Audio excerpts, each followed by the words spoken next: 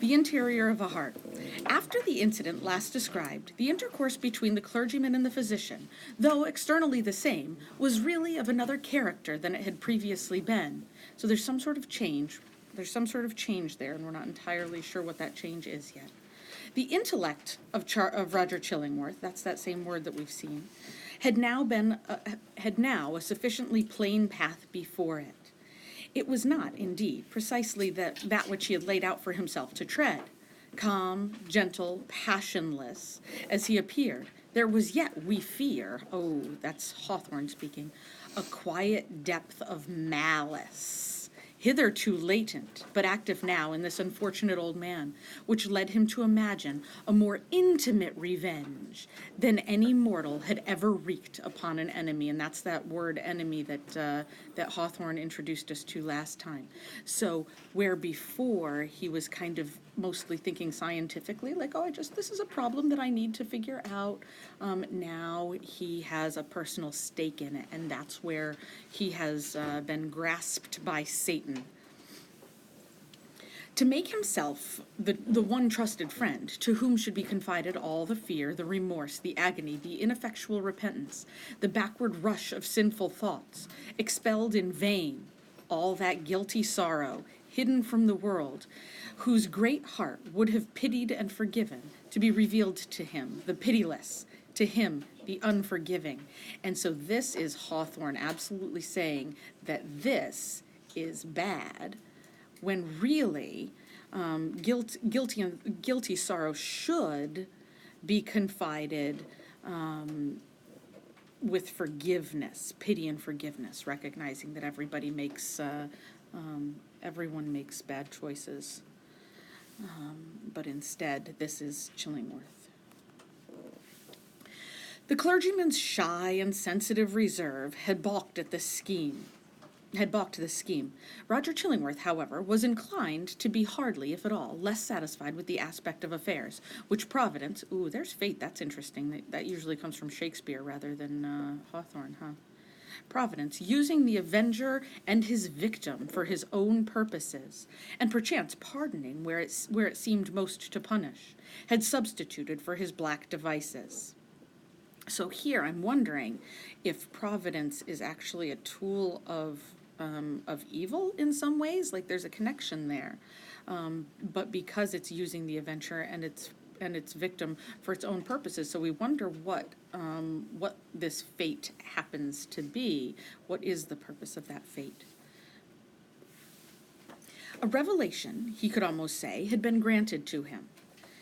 It mattered little for his object, whether the celestial or from what other region. And so what's the opposite of celestial? The other region is hell, right? By its aid, in all the subsequent relations betwixt him and Mr. Dimmesdale, not merely the external presence, but the very inmost soul, for the latter seemed to be brought out before his eyes, so that he could see and comprehend its every moment. Its every moment. So remember, that's those eyes from the very beginning. That first description of these eyes that see into the inmost soul. So using those absolute same words, connecting and recognizing that he can see that. He became, thenceforth, not a spectator only, but a chief actor in the poor minister's interior world. And we know that this is not a good influence in his interior world. This is because he knows that mind-body connection, so I'm going to remind myself of that, so that if he can mess with the minister's mind, then he can also mess with his body, but he can do enough to keep him alive and torture him. He could play upon him as he chose. Would he arouse in him a throb of agony? The victim was forever on the rack. Ooh, that's really vivid imagery, isn't it? It's literally torture here. It needed only to know that the spring that controlled the engine, the physician knew it well. And here again, we've got this mechanical, this man-made thing, rather than in contrast with nature and what would normally happen.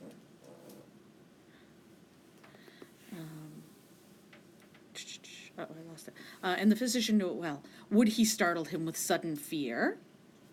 As waving the magician's wand, uprose a grisly phantom, uprose 1,000 phantoms in many shapes of death, and more awful shame, there's that shame again, all flocking around the clergyman and pointing with their fingers at his breast. So he is trying to make whatever guilt he has, make it even worse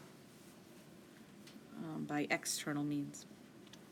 All this was accomplished with a subtlety so perfect that the minister, though he had constantly a dim perception, remember that's his name, of some evil influence watching over him. That's that intuition that he's not listening to his heart, right? He's not listening to his heart. Could never gain a knowledge of its actual nature. And so because he's looking with his head instead, he can't get it. He's looking for knowledge rather than understanding. True, he looked doubtfully, fearfully, and at times with horror and the bitterness of hatred at the deformed figure of the physician. And so we've got that deformed, we're hearing that more and more. Before it was a physical ailment, now it's an ailment of his spirit also. His gestures, his gait, his grizzled beard, and his slightest and most indifferent acts, the very fashion of his garments, were odious in the clergyman's sight. So he hates him, but doesn't know why. A token, implicitly to be relied on, of a deeper antipathy in the breast of the latter than he was willing to acknowledge himself. Antipathy, if we don't know that word, is, we know pathos is feeling, so this is a feeling against, okay? In the breast of the latter than he was willing to acknowledge to himself. For, as it was impossible to assign a reason, there's that scientific language again, right?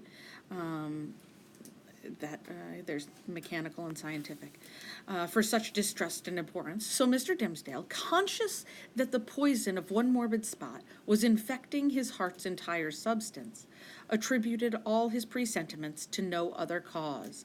So he is blaming himself instead of trusting his intuition that Chillingworth is doing terrible things to him.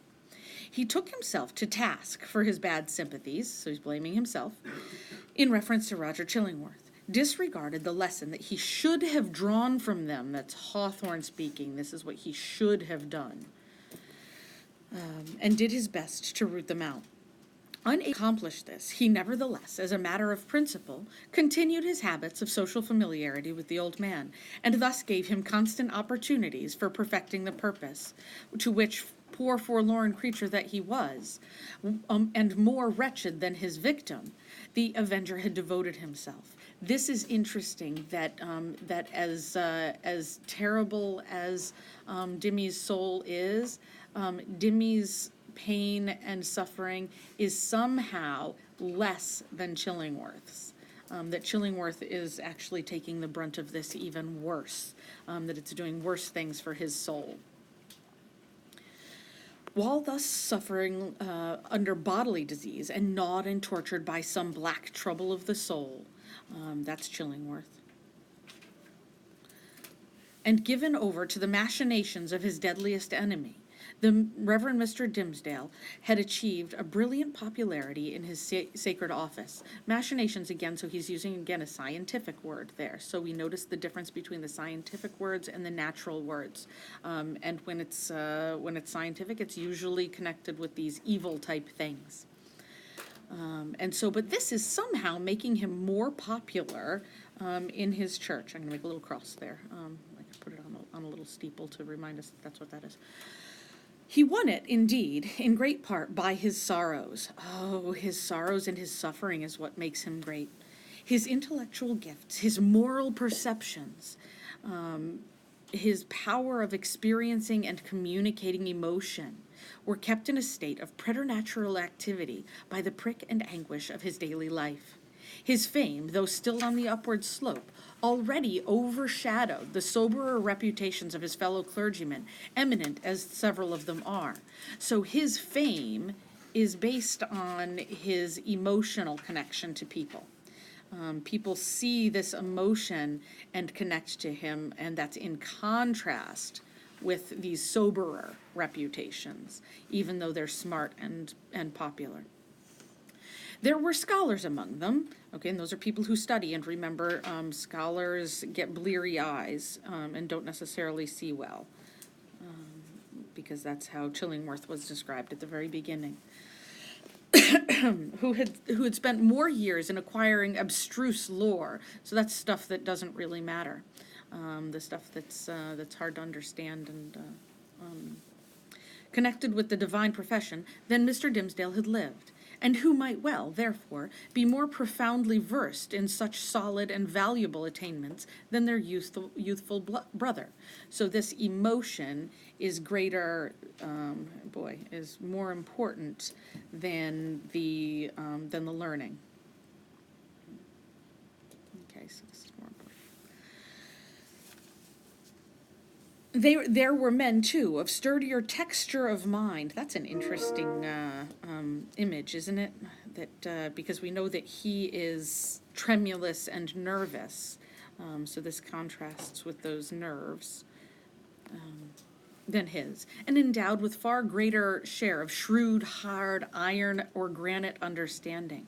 While some of these are semi-natural elements, they are, certainly iron isn't, but they are hard ideas that don't feel particularly nice and something that we should like, which, duly mingled with a fair proportion of doctrinal ingredient, constitutes a highly respectable, efficacious, and unamiable variety of the clerical species.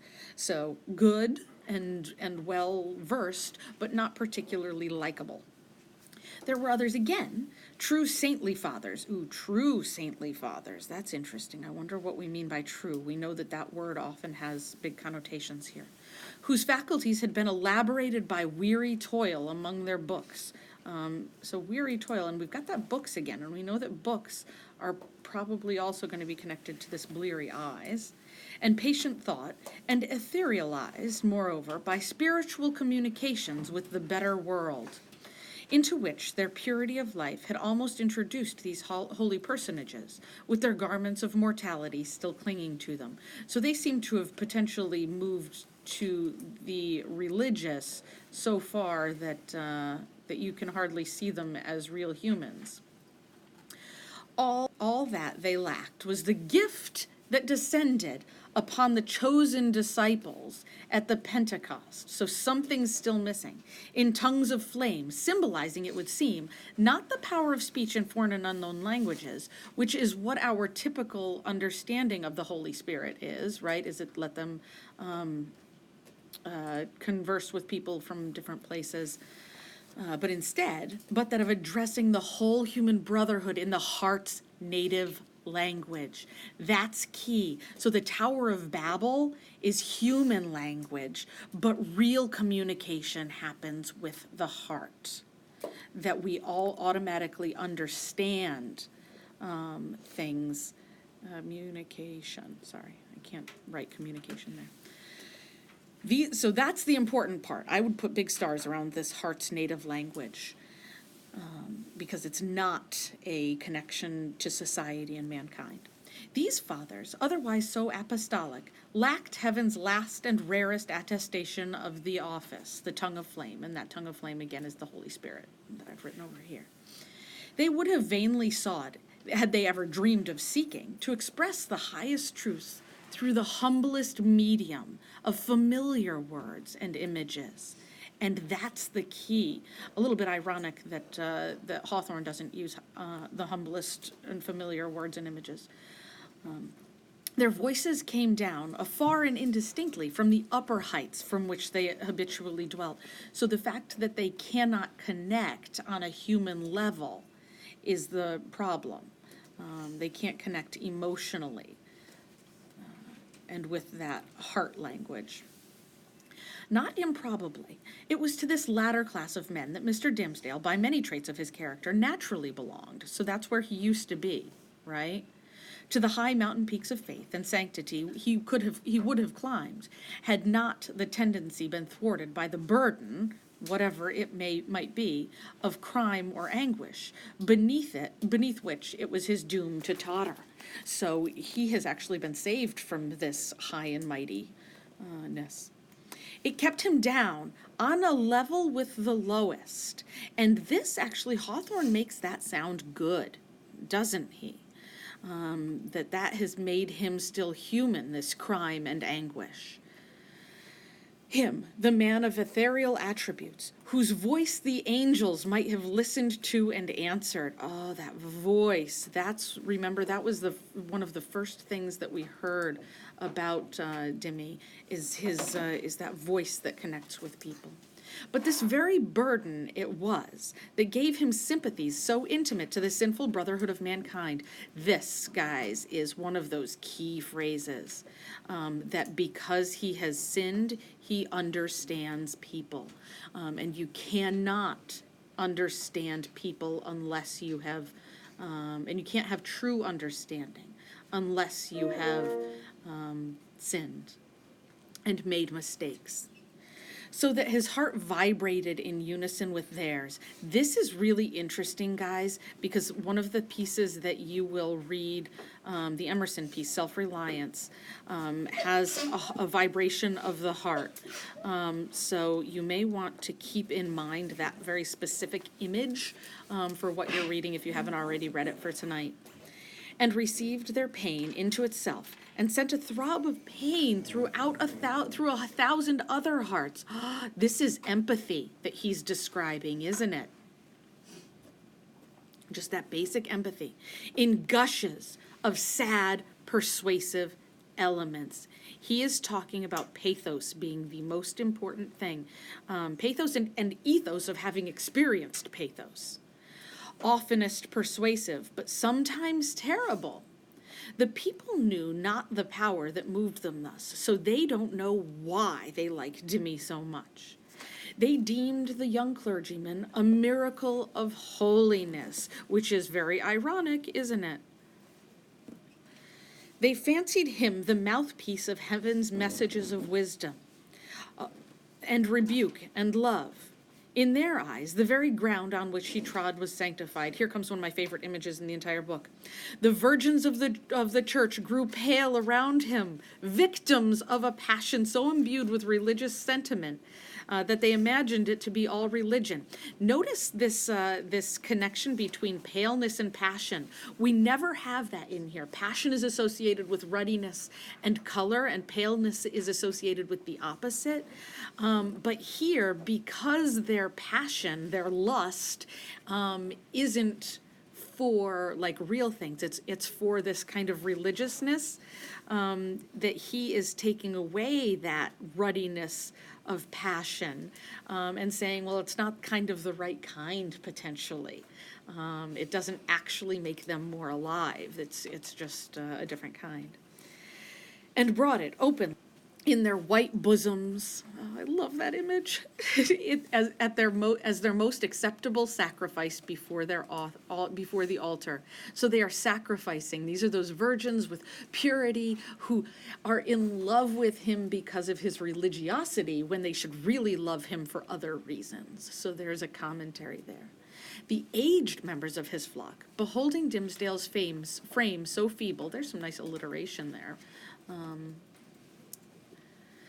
while they were themselves so rugged in their infirmity, believed that he would go heavenward before them, and enjoined it upon their children that their old bones should be buried close to the young pastor's holy grave. Everybody wants to be near him, right?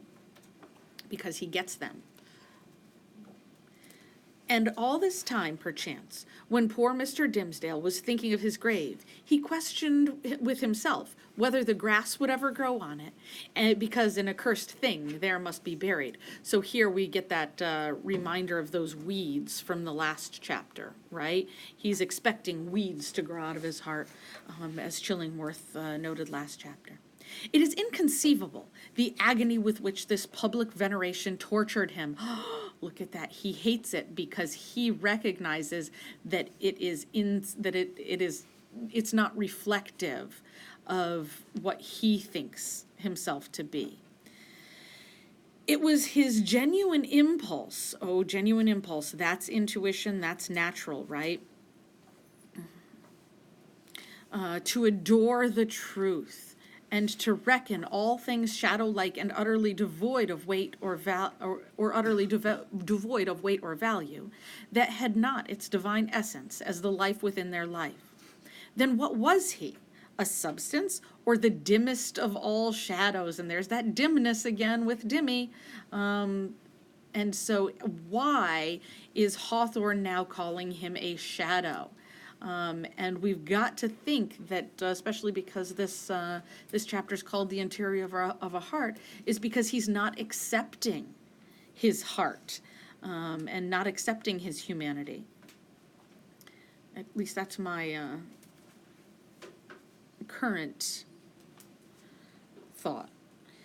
He longed to speak out from the pulpit at the full height of his voice and tell the people what he was. I, whom you behold in these black garments of the priesthood, I, who ascend to the sacred desk and turn my pale face heavenward, taking upon myself the Holy Communion in your behalf, with the most high omniscience. I, notice this repetition of I, guys, I,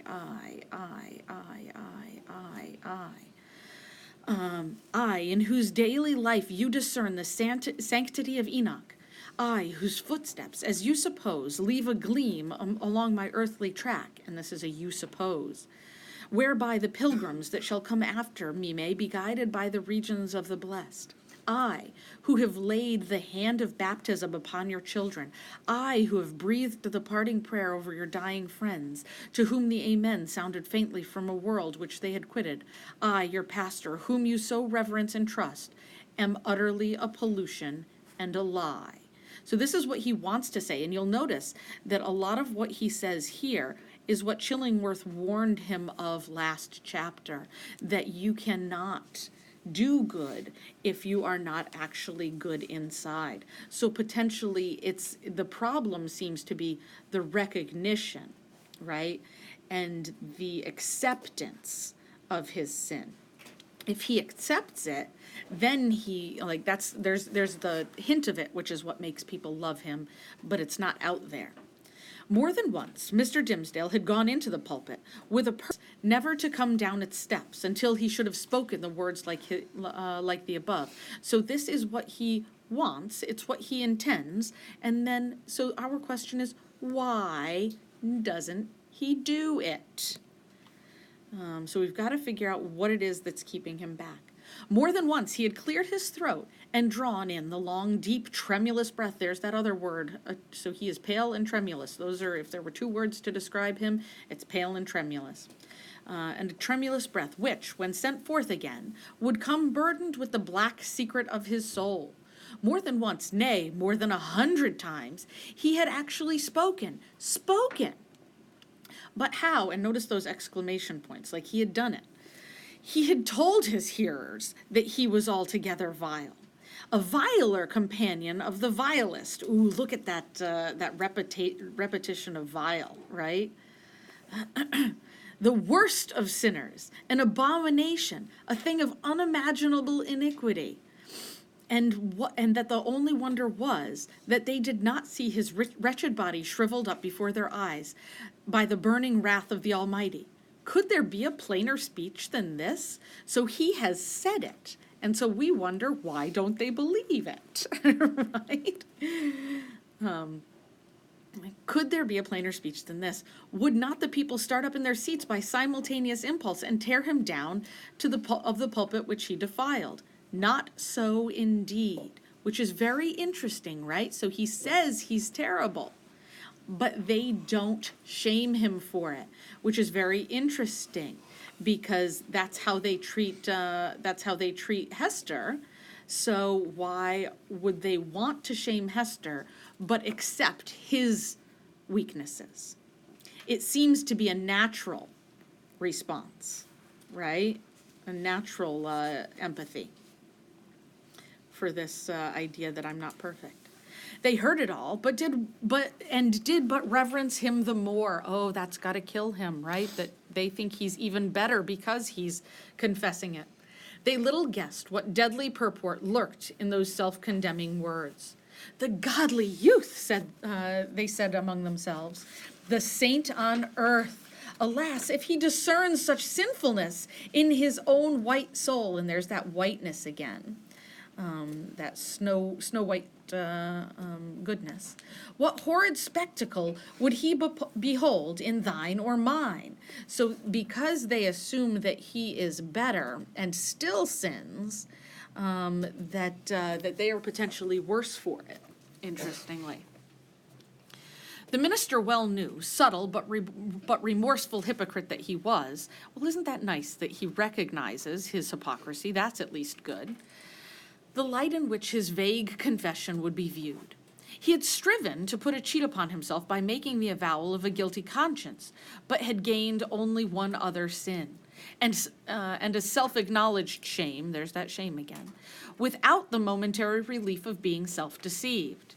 He had spoken the very truth and transformed it into the veriest falsehood. Oh, somehow this truth, the way that he says it, turns into a lie. And yet, by the constitution of his nature, there's nature again, okay? Who he is. And remember in the Pearl, when we talked about Pearl, that those eccentricities of nature should not be condemned. He loved the truth and loathed the lie, as few men ever did. Therefore, above all things else, he loathed his miserable self-hatred. It seems to me that Hawthorne is not loving this self-hatred. His inward trouble drove him to practices more in accordance with the old corrupted faith of Rome. Hawthorne doesn't seem to like Catholics, right?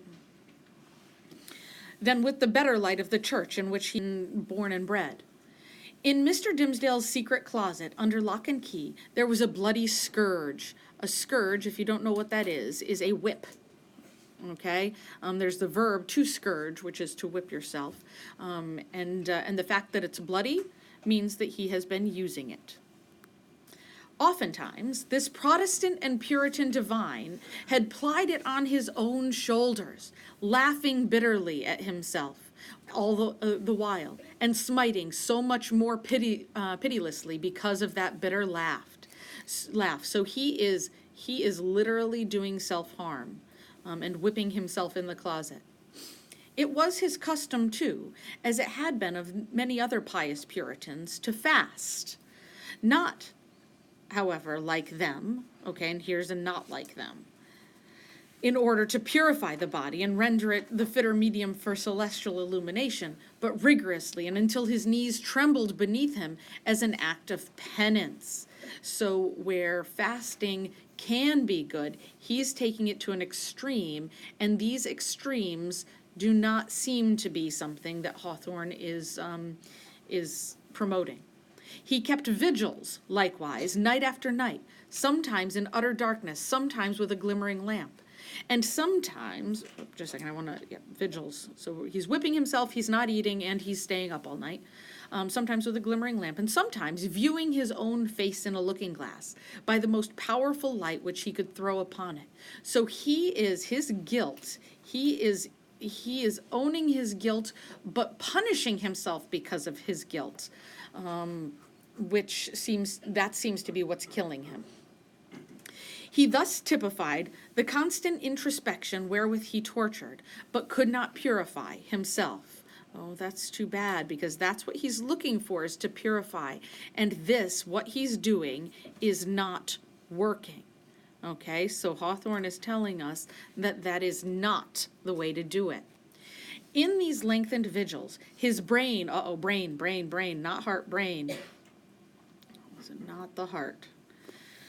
Often reeled, and vision seemed to flit before him, perhaps seen doubtfully and by faint light of their own, in the remote dimness of the chamber, there's dim again, or more vividly and close beside, within the looking-glass.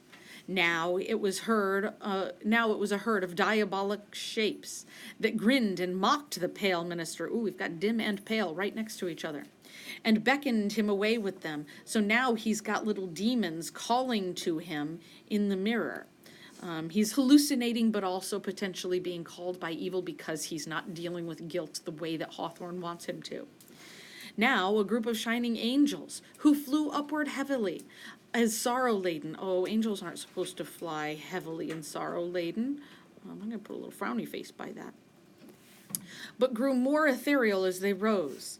Now came the dead friends of his youth, and his white-bearded father, with a saint-like frown. There's that white beard going with saint-like, so he thinks his father is perfect, right? So he is measuring himself against people that he thinks have never sinned.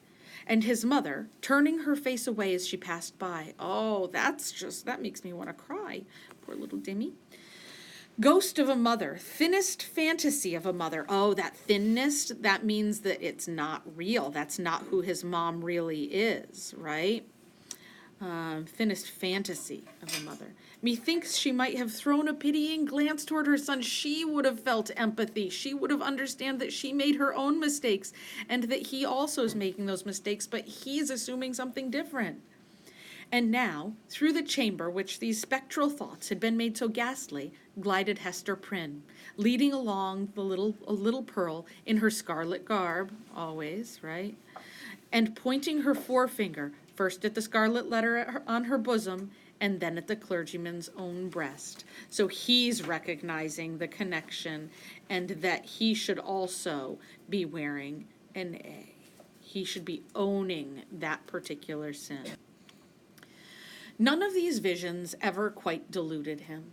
At any moment, by an effort of his will, that's interesting, that's kind of like your brain, he could discern substances through their misty lack of substance, and convince himself that they were not solid in their nature, like yonder table of carved oak, or that big, square, leather-bound and brazen-clasped volume of dignity. Notice that he's comparing these things to things that are man-made. But for all that, they were, in one sense, the truest and most substantial things which the poor minister now dealt with. So these things are more real because the interior of his heart is more real than that table that he's sitting at. It is the unspeakable misery of life so false as his. So it's misery to be false. Misery equals falseness. Misery equals not being your true self. Remember, we've talked about Pearl and how she is her true self. That it steals the pith and substance out of whatever realities there are around us. And now he's changed to a personal pronoun. He's brought the reader in. So he now wants you to consider what that means, and which were meant by heaven to be the Spirit's joy and nutriment. To the untrue man, the whole universe is false. It is impalpable. This is now sermonizing here, guys. It is impalpable. It shrinks to nothing within his grasp. And he himself, insofar as he shows himself in a false light, becomes a shadow, or indeed ceases to exist. So this is... again, from another one, from the piece from tonight, is Trust Thyself, from Self-Reliance. He is not trusting himself. He is not relying on his own intuition and understanding. The only truth that continued to give Mr. Dimmesdale a real existence on this earth was the anguish of his inmost soul, and the undissembled expression of it in his aspect. Had he once found power to smile and wear the face of gaiety, there would have been no such man. On one of those ugly nights, which we have faintly hinted at, but forborne to picture forth, the minister started from his chair. A new thought had struck him. There might be a moment's peace in it. Attiring himself with as much care as if it had been for public worship, and in precisely the same manner, he stole softly, this is a problem, stole softly down the staircase and undid the door and issued forth. The fact that he's acting like a thief, what do we know about thieves? Bad.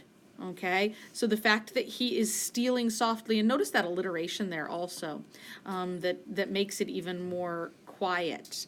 that he's stealing softly down the stairs in order to do what he thinks must be done. And so we are already prepared into going to his next action, that it is not going to be as redeeming as he hopes it is.